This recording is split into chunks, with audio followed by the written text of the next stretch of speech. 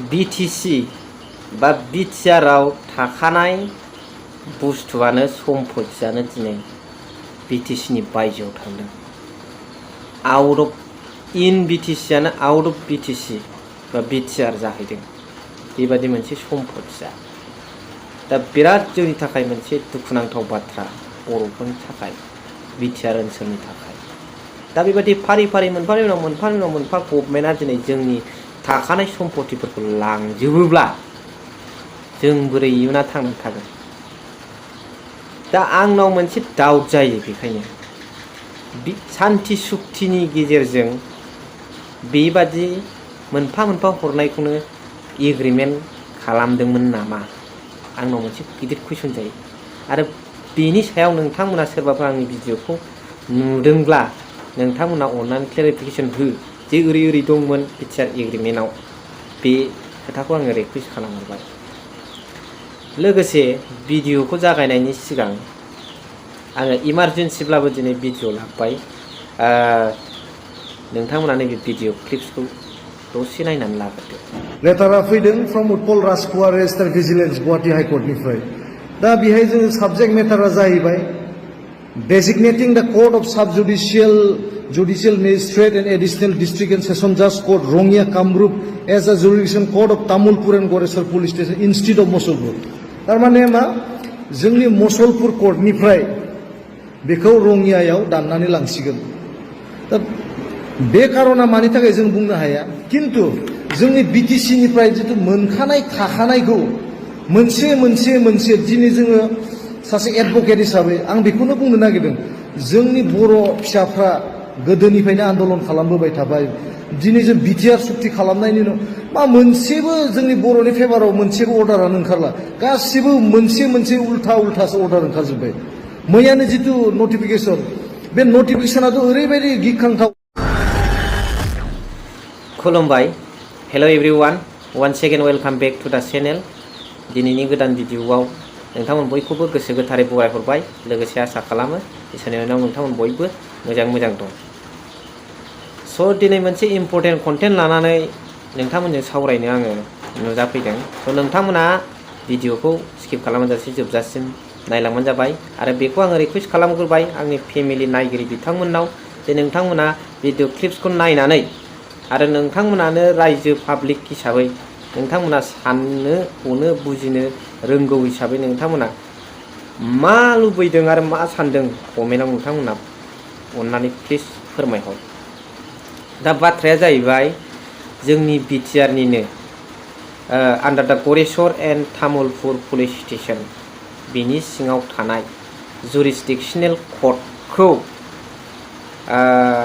Shifted from Masalpur two Rangia.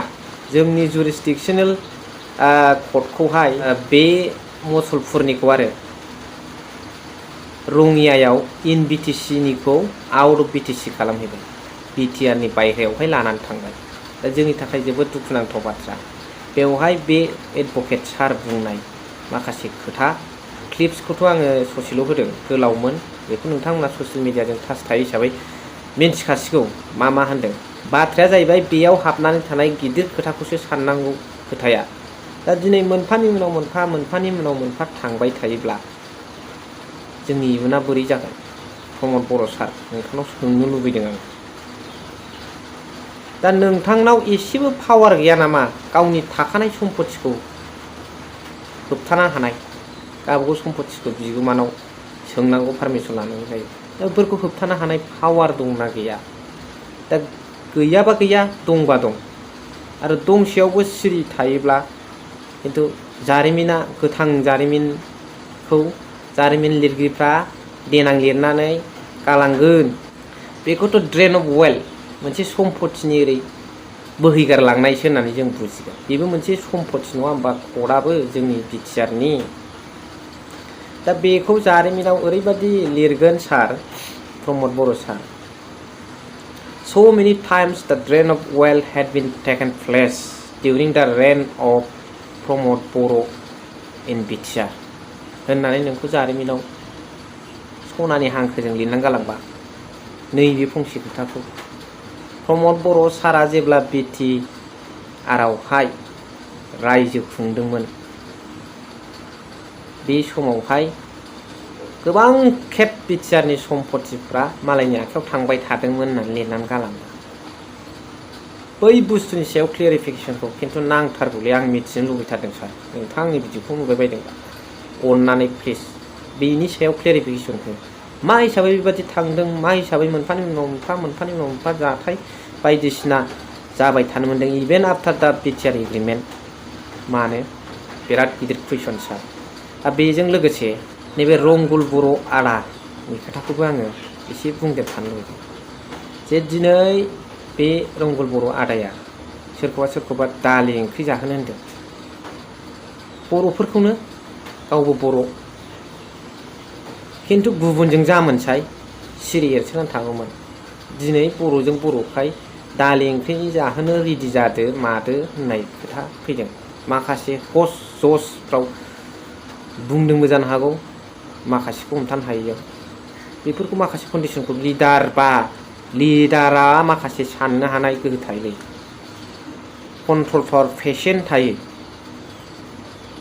बे बुस्थुखौ एसे सिन्था खालामनानै बुंनांगौ। सोरबा बुंफ्लांदों, बुंफ्लांदों, पस्ट खालामदों, माबा मोनसे एपलजाइज खालामनानै डिलिट खालामफिननो हायो। दिनै नोंथाङा डाइरेक्ट थानायाव दालि ओंख्रि जाहोनो जेलाव गुबुनजों जामोनसाय बर'जों बर'खाय नेरलायदों। बेफोर दाबादि कन्डिसनाव मानो जाबाय थानो मोननांगौ? रिफ्रेशमेन्ट, दसे साहा, टि ब्रेक। दा बाथ्राया जाहैबाय आदा रंगुल बर' नोंथाङाबाथ' थालायबोर नालायबोर माखासे गाज्रिनि लबावहाय नोंथाङाबो सोलाय सोल' खालामदों। दिनै माखासे रबिराम नार्जारि सारमोननि रेफारेन्स लाबोदों नोंथाङा, नाथाय नोंथांनि केटेगरि आरो बिसिनि केटेगरिजों रुजुजाया। बाव माखासे कन्डिसन दङ, बेखौ रायजो राजाफ्रा मिथि गैया। आरो नोंथाङा बुंबावदों बिटिआरनि सिगनेटरिसफोरखौ बुंनायनि मोन्थाय गैया। माखासे कन्डिसनाव जाबादि कन्डिसनाव दा थांगासिनो दं बेफोरखौ नायनानैबो नोंथाङा बुंनायनि मोन्थाय गैया होननानै मारै बुंनो हाखो? मा मोन्थाय गैया? बुंबाय थागोन जों, बुंनांगौखौ बुंबाय थागोन। बेफोरबादि माखासे खोथाखौ लानानैनो सुजुग सुबिदा लागासिनो दङ।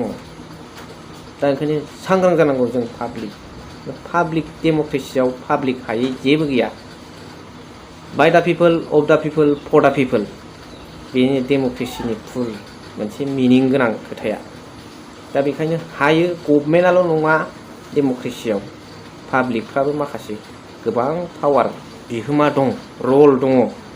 लोगोसे